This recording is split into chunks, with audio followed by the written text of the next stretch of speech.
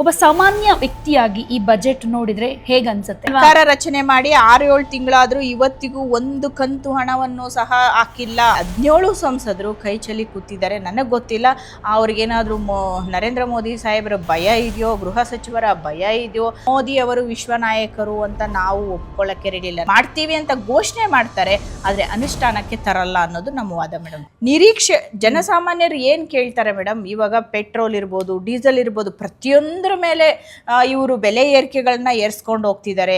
ಕಚ್ಚಾ ತೈಲ ಬೆಲೆ ಕಡಿಮೆ ಇದ್ರೂ ಸಹ ಪೆಟ್ರೋಲ್ ಡೀಸೆಲ್ ಇದು ಕಡಿಮೆ ಮಾಡಲಿಲ್ಲ ಇವರು. ಆಮೇಲೆ ನಾವು ಕೊಡೋ ತೆರಿಗೆ ಹಣಕ್ಕೆ ನಮಗೆ ನಮ್ಗೆ ಇವತ್ತು ನೋಡಿ ಕರ್ನಾಟಕದಲ್ಲಿ ಏನಾದರೂ ಒಂದು ಡೆವಲಪ್ಮೆಂಟ್ ಮಾಡ್ತೀವಿ, ನಮ್ಮ ತೆರಿಗೆ ಹಣ ನಮಗೆ ಕೊಡಿ ಅಂದರೆ ಅವರು ಯಾವುದಕ್ಕೂ ಒಂದು ದ್ವೇಷ ರಾಜಕಾರಣ. ಕಾಂಗ್ರೆಸ್ ಪಕ್ಷ ಕರ್ನಾಟಕದಲ್ಲಿ ಯಾವಾಗ ಅಧಿಕಾರಕ್ಕೆ ಬಂತೋ ಅವತ್ತಿಂದ ದ್ವೇಷ ಸಾಧಿಸ್ತಿದ್ದಾರೆ. ಒಂದಲ್ಲ ಒಂದು ರೀತಿಯಲ್ಲಿ ಕರ್ನಾಟಕಕ್ಕೆ ಮಲತಾಯಿ ಧೋರಣೆ ಮಾಡ್ತಿದ್ದಾರೆ ಹೊರತಾಗಿ ಯಾವುದಕ್ಕೂ ಸಹ ಅವರು ಸಹಕಾರ ಕೊಡ್ತಿಲ್ಲ. ಅದಲ್ಲದೆ ನಮ್ಮ ರಾಜ್ಯ ಸರ್ಕಾರ ಅಂದರೆ ನಮ್ಮ ರಾಜ್ಯದಿಂದ ಆಯ್ಕೆಯಾಗಿ 17 ಸಂಸದರನ್ನ ಕಳಿಸಿದ್ದಾರೆ ಮೇಡಮ್. ಜನರು ಅವರು ಏನಕ್ಕೆ ಆಯ್ಕೆ ಮಾಡಿ ಕಳಿಸಿದ್ರು ಮೇಡಮ್? 17 ಜನ ಸಂಸದರನ್ನ ನಮ್ಮ ರಾಜ್ಯದ ಜನರು ದೆಹಲಿಗೆ ಕಳಿಸಿರೋದು ಏನಕ್ಕೆ?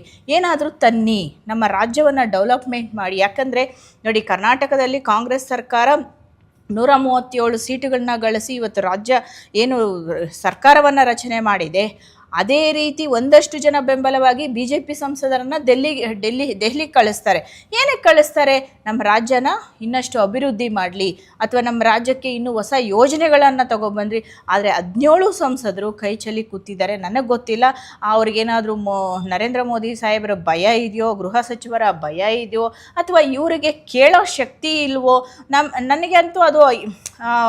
ನನಗಂತೂ ಒಂಥರ ಬೇಸರ ಅನಿಸುತ್ತೆ ಮೇಡಮ್.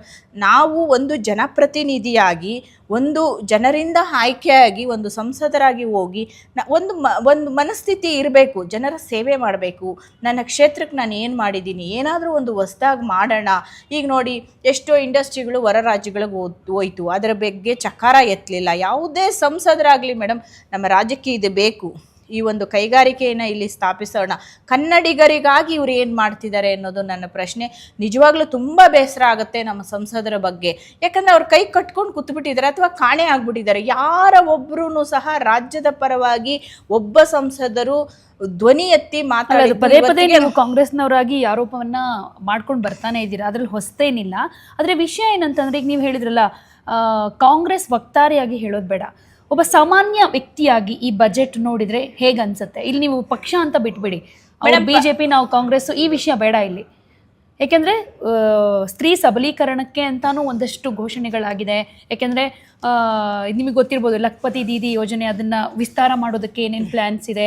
ಜೊತೆಗೆ ಬೇರೆ ಬೇರೆ ಕ್ಷೇತ್ರಗಳಲ್ಲಿ ಸ್ತ್ರೀಯರು ತೊಡ್ಕೊಳ್ಬೇಕು ಅಂತ ಅವ್ರಿಗೆ ಕೊಡುವಂತಹ ಅನುದಾನಗಳಾಗಿರ್ಬೋದು, ಇನ್ನು ಪ್ರತಿ ಜಿಲ್ಲೆಯಲ್ಲಿ ಹಾಸ್ಟೆಲ್ ವಿಚಾರ ಆಗಿರ್ಬೋದು, ಒಂದಷ್ಟು ಘೋಷಣೆಗಳಿದೆ. ಸ್ತ್ರೀ ಸಬಲೀಕರಣ ಆಗಬೇಕು ಅನ್ನೋ ನಿಟ್ಟಿನಲ್ಲಿ ಒಂದಷ್ಟು ಒಳ್ಳೆ ಅಂಶಗಳನ್ನು ನೋಡಿದರೆ ಅದನ್ನು ಸ್ವಾಗತಾರ್ಹ ಅಂತ ನೀವು ಅದನ್ನು ಕನ್ಸಿಡರ್ ಮಾಡಿ. ಮೇಡಮ್, ಇವಾಗ ಅವರು ಘೋಷಣೆಯನ್ನ ಮಾಡಿದ್ದಾರೆ, ಅದು ಅನುಷ್ಠಾನಕ್ಕೆ ತಂದ್ರೆ ನಾವು ಅಪ್ರಿಷಿಯೇಟ್ ಮಾಡೋಣ. ಹೆಣ್ಣಿನ ಪರವಾಗಿ ಯಾರೇ ಧ್ವನಿ ಎತ್ತಲಿ ಪಕ್ಷಾತೀತವಾಗಿ ನಾನು ಅಪ್ರಿಷಿಯೇಟ್ ಮಾಡ್ತೀನಿ.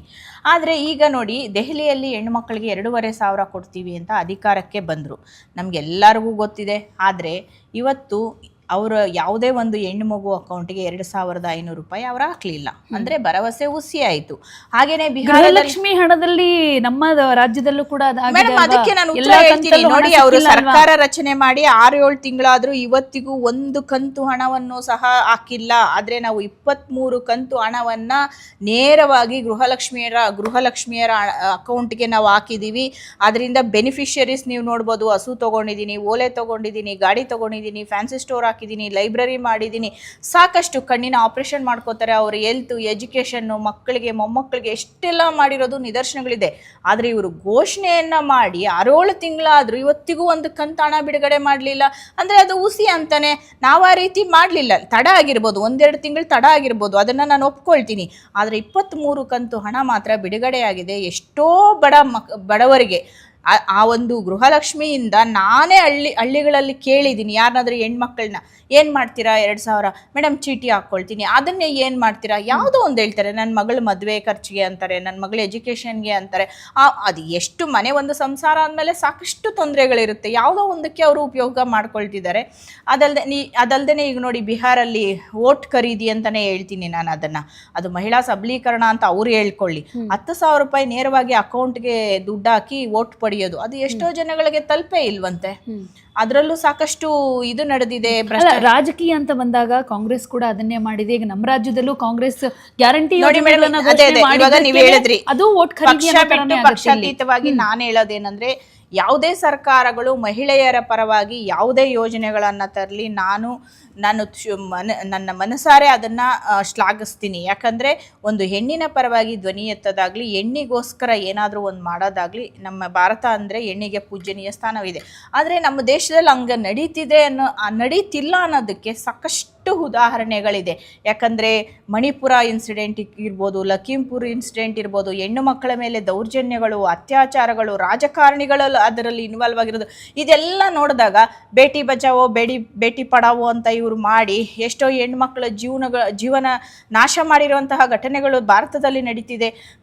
ಪ್ರತಿದಿನ ಎಷ್ಟು ನಾವು ನೋಡ್ತೀವಿ, ಎಷ್ಟು ದೌರ್ಜನ್ಯ ಪ್ರಕರಣಗಳು, ಅತ್ಯಾಚಾರ ಪ್ರಕರಣಗಳು, ಇವೆಲ್ಲ ನೋಡಿದಾಗ ಎಲ್ಲೋ ಒಂದು ಕಡೆ ಬರೀ ಘೋಷಣೆಗಳಾಗಿ ಉಳ್ಕೊಂಡಿದ್ಯಾ? ಎಲ್ಲಿ ಬೇಟಿನ ಬಚಾವ್ ಮಾಡ್ತಿದ್ದಾರೆ ಇವರು? ಅದೇ ಬೇಟಿನ ಯಾವ ರೀತಿ ನಡು ರಸ್ತೆಗಳಲ್ಲಿ ಇವರೆಲ್ಲ ಮಾಡಿದ್ರು ಅಂತ ಅದೆಲ್ಲ ನಮಗೆ ಕಣ್ಣಿಗೆ ಕಟ್ಟಿದಾಗೆ ಕಣ್ಣು ಮುಂದೆ ಬಂದಾಗ ಅದು ಬೇಸರನೂ ಆಗುತ್ತೆ. ಸೊ ಬರೀ ಘೋಷಣೆ ಆಗಿ ಉಳ್ಕೋಬಾರ್ದು. ಈಗ ಸುಪ್ರೀಂ ಕೋರ್ಟ್ ಹೇಳಿದೆ, ಶಾಲಾ ಕಾಲೇಜುಗಳಲ್ಲಿ ಪ್ರತಿಯೊಬ್ಬರಿಗೂ ಸ್ಯಾನಿಟರಿ ಪ್ಯಾಡ್ಸ್ ಕೊಡಬೇಕು ಅಂತ ಯೋಜನೆಗಳನ್ನು ನಿಜವಾಗ್ಲೂ ಅಪ್ರಿಷಿಯೇಟ್ ಮಾಡ್ತೀವಿ. ನಂಗೆ ತೀರಾ ಆಸಕ್ತಿಯಿಂದ ನಾನು ಇನ್ನೂ ಒಂದ್ಸಲಿ ನೋಡಿದೆ, ಎಂಥ ಒಳ್ಳೆ ಇದು. ಅವರು ಯಾರೇ ಸುಪ್ರೀಂ ಕೋರ್ಟ್ ಜಡ್ಜ್ ಆಗಲಿ, ಐ ವಿಲ್ ರಿಯಲಿ ಅಪ್ರಿಷಿಯೇಟ್. ನಿಜವಾಗ್ಲೂ ಹೆಣ್ಣಿನ ಆ ಮಕ್ಕಳಿಗೆ ಆ ನೈರ್ಮಲ್ಯ ಮತ್ತು ಅದರ ಬಗ್ಗೆ ಅರಿವು, ಅದಕ್ಕೆ ಅಂತ ಒಂದು ಸ್ಪೇಸ್ ಕೊಟ್ಟು ತನಗೆ ಒಂದು ಗೌರವ ನೀಡಿದಾಗೆ ಆ ಹೆಣ್ಣು ಮಕ್ಕಳಿಗೆ. ಸೊ ಆ ನಿಟ್ಟಿನಲ್ಲಿ ಅಂತಹ ಯೋಜನೆಗಳನ್ನು ತಂದರೆ ನಾನು ರಿಯಲಾಗಿ ಅಪ್ರಿಷಿಯೇಟ್ ಮಾಡ್ತೀನಿ. ಆದರೆ BJPಯಿಂದ ಈ ಮೊದಲು ಬಂದಂತಹ ಸಾಕಷ್ಟು ಯೋಜನೆಗಳು ಹುಸಿಯಾಗಿರೋದ್ರಿಂದ ಅವ್ರು ಹೇಳ್ಬೋದು ಮಾಡ್ತೀವಿ ಅಂತ ಘೋಷಣೆ ಮಾಡ್ತಾರೆ, ಆದರೆ ಅನುಷ್ಠಾನಕ್ಕೆ ತರಲ್ಲ ಅನ್ನೋದು ನಮ್ಮ ವಾದ ಮೇಡಮ್. ನಿಮ್ಮ ಪಕ್ಷ ಅಧಿಕಾರದಲ್ಲಿದ್ದಾಗಲೂ ಕೂಡ ಈ ಥರದ ಆರೋಪ BJPಯಿಂದ ಸಹಜವಾಗಿ ಬಂದಿದೆ. ಏನೇನು ಬಜೆಟ್ನಲ್ಲಿ ಘೋಷಣೆ ಮಾಡ್ತಾ ಇದ್ರು, ಈಗ ಮನಮೋಹನ್ ಸಿಂಗ್ ಅವರ ಆಡಳಿತದಲ್ಲೇ ಬಜೆಟ್ ಅಂತ ಇಟ್ಕೊಳ್ಳೋಣ, ಅವರು ಒಂದಷ್ಟು ಯೋಜನೆಗಳನ್ನು ಘೋಷಣೆ ಮಾಡಿದ್ರು, ಅದೆಲ್ಲವೂ ಕೂಡ ಸಾಕಾರ ಆಗ್ಬಿಟ್ಟಿದ್ಯಾ? ಯಾವುದು ಹಾಗಾದರೆ ಪೆಂಡಿಂಗ್ ಉಳ್ಕೊಂಡೇ ಇಲ್ವಾ? ಏನು ಘೋಷಣೆ ಮಾಡಿದ್ರು ಅದೆಲ್ಲವೂ ಇಂಪ್ಲಿಮೆಂಟ್ ಆಗ್ಬಿಟ್ಟಿದ್ಯಾ? ಮೇಡಮ್ ಏನು ಗೊತ್ತಾ, ಕೆಲವೊಂದು ಟೈಮು ನೀವು ಹೇಳೋದು ಕರೆಕ್ಟು, ಆದರೆ BJP ಅವರಷ್ಟು ಟೊಳ್ಳು ಭರವಸೆಗಳನ್ನು ನಾವು ಇವರು ನಮ್ಮ ಆರ್ಥಿಕ ತಜ್ಞರಾದ ಮನಮೋಹನ್ ಸಿಂಗ್ ಅವರ ನೇತೃತ್ವದ ಸರ್ಕಾರ ಇರಲಿಲ್ಲ. ಒಳ್ಳೆ ಆರ್ಥಿಕ ತಜ್ಞರಾಗಿದ್ರು, ಎಷ್ಟೋ ದೇಶಗಳು ಅವ್ರನ್ನ ಕೊಂಡಾಡಿತ್ತು, ಆರ್ಥಿಕತೆಯನ್ನ ಹೇಗೆ ಮಾಡಬೇಕು, ಒಳ್ಳೆ ಅಡ್ಮಿನಿಸ್ಟ್ರೇಷನ್. ಮೋದಿ ಅವರನ್ನು ಇವಾಗ ಅದೇ ತರ ವಿಶ್ವ ನಾಯಕ ಅಂತಿದ್ದಾರೆ. ನೋಡಿ ಮೇಡಮ್, ಯಾರಾದ್ರೂ ಹೇಳಿ ಮೇಡಮ್, ಮೋದಿ ಅವರು ವಿಶ್ವ ನಾಯಕರು ಅಂತ ನಾವು ಒಪ್ಕೊಳ್ಳಕ್ಕೆ ರೆಡಿ ಇಲ್ಲ. ನಾವು ನಿಜವಾಗ್ಲೂ ಒಂದು ಕಾಲದಲ್ಲಿ ಅನ್ಕೊಂಡ್ವಿ ಮೋದಿ ಅವರು ಭಾರತವನ್ನ ಏನೋ ಮಾಡ್ಬಿಡ್ತಾರೆ ಮೇಡಮ್. ಏನೂ ಮಾಡಲಿಲ್ಲ ಅವರು. ನೋಡಿ ಇವತ್ತು ಪ್ರತಿ ವರ್ಷ 15 ಲಕ್ಷ ಕೋಟಿ ಸಾಲವನ್ನ ತಗೊಳ್ತಿದ್ದಾರೆ. ನಾವು ಏನೋ ಅವ್ರು ಹೇಳ್ತಾರಲ್ಲ 75 ವರ್ಷ ಆಳ್ವಿಕೆ, 75 ವರ್ಷ, ನಾವು ಅವಾಗೆಲ್ಲ 75 ವರ್ಷದಲ್ಲಿ 45 ಲಕ್ಷ ಕೋಟಿ ಅಷ್ಟೇ ಸಾಲ ಮಾಡಿದ್ವಿ. ಈಗ 165 ಲಕ್ಷ ಕೋಟಿಗಳನ್ನು ಇವರು ಸಾಲ ಮಾಡಿದ್ದಾರೆ. ಅದು ಹೇಗೆ ವಿಶ್ವಗುರುಗಳಾಗ್ತಾರೆ? ಆಮೇಲೆ ನೋಡಿ ಇವತ್ತೇ ಅನಿಸುತ್ತೆ, ಇವಾಗ ವಿಕಸಿತ ಭಾರತ, ಆತ್ಮನಿರ್ಭರ, ಸ್ವದೇಶಿ ಅಂತೆಲ್ಲ ಹೇಳಿದವರು ಇವರು. ಇವತ್ತಿನ ದಿವಸ ಬೇರೆ ದೇಶದಿಂದ ಬಂದು ಯಾರೇ ಒಂದು ಇಲ್ಲಿ ಏನಾದರೂ ಕೈಗಾರಿಕೆಗಳು ಅಥವಾ ಕಂಪನಿಗಳನ್ನು ಮಾಡಿಕೊಂಡ್ರೆ ಅವರಿಗೆ ನಾವು ಟ್ಯಾಕ್ಸ್ ಫ್ರೀ ಮಾಡ್ತೀವಿ ಅಂತ. ಹಂಗಿದ್ರೆ ನಮ್ಮಲ್ಲಿ ಆ ಶಕ್ತಿ ಇಲ್ವಾ ಅನ್ನೋದು ನಮ್ಮ ಪ್ರಶ್ನೆ. ಇವರು ಬೇರೆಯವರ ಹೂಡಿಕೆಗೆ ಇವ್ರಿಗೆ ಆಹ್ವಾನ ಕೊಟ್ಟು, ಇವರು ಯಾವುದೇ ರೀತಿ ಟ್ಯಾಕ್ಸ್ ಇಲ್ಲದೆ ನಾವು ಫ್ರೀಯಾಗಿ ಕೊಡ್ತೀವಿ ಅಂತ ಇವರು ಬೇರೆಯವ್ರನ್ನ ತಂದು ಇಲ್ಲಿ ಕೂರಿಸೋ ಒಂದು ಆಹ್ವಾನವನ್ನು ಏನು ಕೊಡ್ತಿದ್ದಾರೆ, ಇಲ್ಲೇ ಗೊತ್ತಾಗ್ತಿದೆ ಆತ್ಮನಿರ್ಭರ ಭಾರತ, ವಿಕಸಿತ ಭಾರತ ಎಲ್ಲ ಸೊನ್ನೆ ಆಗಿದೆ. ಮೋದಿಯವರು ಸ್ವದೇಶಿ ವಸ್ತು ಅಂತೆಲ್ಲ ಹೇಳಿದ್ದು ಸುಳ್ಳಾಗಿದೆ. ಅಂದರೆ ಸ್ವದೇಶದ್ದು ವಸ್ತುಗಳನ್ನು ನಾವಿಲ್ಲಿ ಉತ್ಪಾದನೆ ಮಾಡ್ತೀವಿ, ಚೀನಾಯಿಂದ ನಾವು ಇಂಪೋರ್ಟ್ ಮಾಡ್ಕೊಳ್ಳೋದು ಕಡಿಮೆ ಮಾಡ್ತೀವಿ ಅಂತೆಲ್ಲ ಭರವಸೆಗಳು ಕೊಟ್ಟಿದ್ರು. ಆದರೆ ವರ್ಷದಿಂದ ವರ್ಷಕ್ಕೆ ನೀವು ಅಂಕಿಅಂಶಗಳನ್ನು ತಗೊಳ್ಳಿ, ಚೀನಾದಿಂದ ಭಾರತಕ್ಕೆ ಬರುವ ವಸ್ತುಗಳ ಪ್ರಮಾಣ ಜಾಸ್ತಿ ಆಗಿದೆ. ಅಮೇರಿಕ ಇರ್ಬೋದು, ಈಗ ಅಮೇರಿಕ ಜೊತೆ ಒಂದ್ಸಲಿ ಸಂಬಂಧ ಅಂತ ಹೋಗ್ತಾರೆ, ಟ್ರಂಪ್ ಅವ್ರನ್ನ ಕರ್ಕೊಬಂದು ನಮಸ್ತೆ ಟ್ರಂಪ್ ಅಂತ ಮಾಡಿ 900 ಕೋಟಿ ಲಾಸ್ ಮಾಡ್ತಾರೆ ಜನರ ದುಡ್ಡನ್ನ. ಆದರೆ ಅದರಿಂದ ಪ್ರಯೋಜನಗಳಾಗಿ ಏನಾಗ್ತಿದೆ? ಅವರು 50% ಅಷ್ಟು ಸುಂಕವನ್ನು ವಿಧಿಸಿದ್ರು, ಜನಸಾಮಾನ್ಯರಿಗೆ ಎಷ್ಟು ತೊಂದರೆಗಳಾಗ್ತಿದೆ ಅದೆಲ್ಲನೂ. ಅಂದರೆ ಮೋದಿಯವರು ವಿಶ್ವಗುರುಗಳು ಅಂದಾಗ ಎಲ್ಲ ವಿಶ್ವದಲ್ಲಿರುವ ನಾಯಕರು ಇವ್ರ ಮಾತು ಕೇಳೋಂಗಿದ್ದಾರಾ ಅಂತ ನಮ್ಮ ಪ್ರಶ್ನೆ. ನಾವು ಪ್ರಶ್ನೆ ಮಾಡಬೇಕಾಗುತ್ತೆ. 2 ದಿನ ರಷ್ಯಾ ಪ್ರಧಾನಿಗಳ ಜೊತೆ ಓಡಾಡ್ತಿರ್ತಾರೆ, 2 ದಿನ ಟ್ರಂಪ್ ಜೊತೆ ಓಡಾಡ್ತಿರ್ತಾರೆ, 2 ದಿನ ಅರಬ್ ಕಂಟ್ರೀಸ್ ಅವರು ಹೋಗಿ ತಪ್ಕೋತಿದ್ದಾರೆ. ಇಲ್ಲಿ ರಾಜ್ಯದಲ್ಲಿ ನೋಡಿದ್ರೆ ದೇಶದಲ್ಲಿ ಮುಸ್ಲಿಂ ಅವರು ಅಂದರೆ ಉಗ್ರಗಾಮಿಗಳು ಅಂತಾರೆ, ಬೇರೆ ದೇಶದಲ್ಲಿ ಹೋಗಿ ಅದೇ ಮುಸ್ಲಿಮ್ರನ್ನ ಅಪ್ಕೋತಾರೆ, ತಬ್ಕೋತಾರೆ, ವ್ಯಾಪಾರ ವ್ಯವಹಾರ ಮಾಡ್ತಾರೆ. ನಮಗೆ ಅದೇ ಅರ್ಥ ಆಗಲ್ಲ. ದೇಶದಲ್ಲಿರೋ ಮುಸ್ಲಿಮರು ವಿರೋಧಿಗಳು, ಆಚೆ ಇರೋ ಮುಸ್ಲಿಮರು ಇವ್ರಿಗೆ ಸ್ನೇಹಿತರ ಅಂತ ಪ್ರಶ್ನೆ ಬರುತ್ತೆ ಮೇಡಮ್ ನಮಗೆ. ಸೊ ಈ ರೀತಿಯಲ್ಲಿ ನಾವು ಈ ಒಂದು ಕಾಲಘಟ್ಟದಲ್ಲಿ ಈಗ ಏನು ಮೋದಿಯವರು ಒಂದು ದೇಶನ ಅಭಿವೃದ್ಧಿ ಮಾಡೋ ಒಂದು ಇದು ಮಾಡ್ತಿದ್ದಾರೆ, ಇಲ್ಲಿ ನಮಗೆ ಅವರು ವಿಶ್ವ ನಾಯಕರು ಅಂತ ಅನಿಸ್ತಿಲ್ಲ.